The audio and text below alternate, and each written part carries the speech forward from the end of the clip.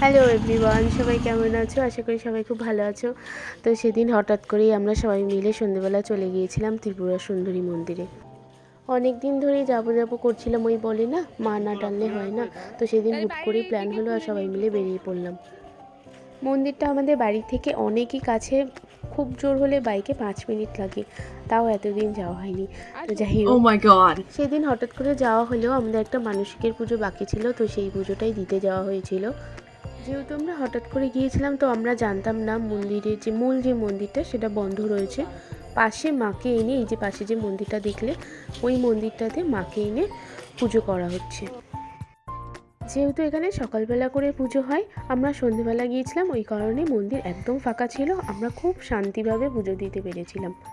আর এই যে হচ্ছে মূল মন্দিরটা, এই মন্দিরের ভেতরেই মানে ত্রিপুরা সুন্দরী মা যে তিনি থাকেন, আর সেখানেই মায়ের পুজো হয়।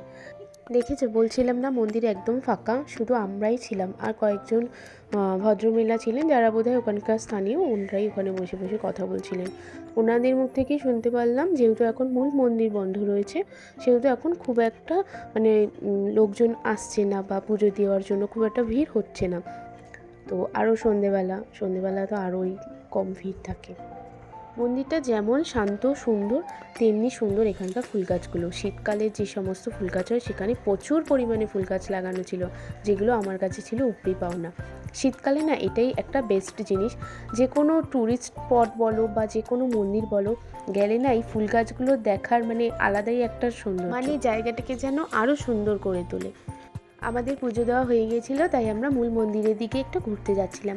আর দেখো, বলছিলাম না যে গাছের কথা, দেখো এখানে অনেক রকম গাছ লাগিয়েছে, এগুলো বেবি ডল আছে, গাঁদা আছে, পিটুনিয়া আছে, আর ওইদিকে আরও অনেক গাঁদা লাগিয়েছিল, বুঝেছো?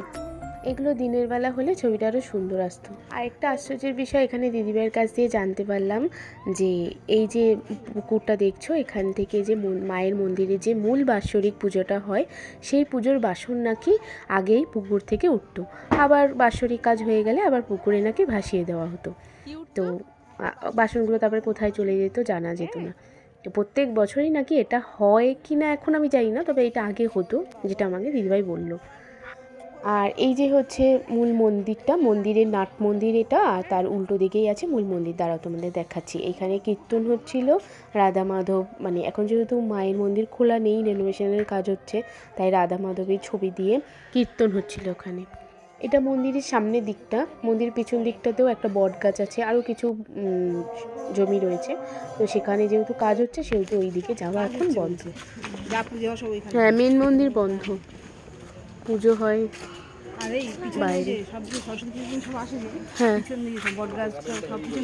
ও, আর আমি যতদূর জানি একান্ন সতীপীঠের অন্যতম একটা সতীপীঠ হলো এটা। আমি ভুল হতে পারি, আমি এটা ভিডিওতেই দেখেছিলাম। তো তোমাদের এই জায়গাটা বেশি ভালো লাগছে।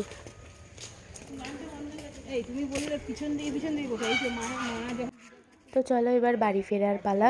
সবাই মিলে বিকেলবেলা অল্প সময়ের জন্য খুব ভালো লাগলো ঘুরতে। আর যারা জানো না এই মন্দিরটা কোথায়, এটা হলো গড়িয়া বোড়ালে।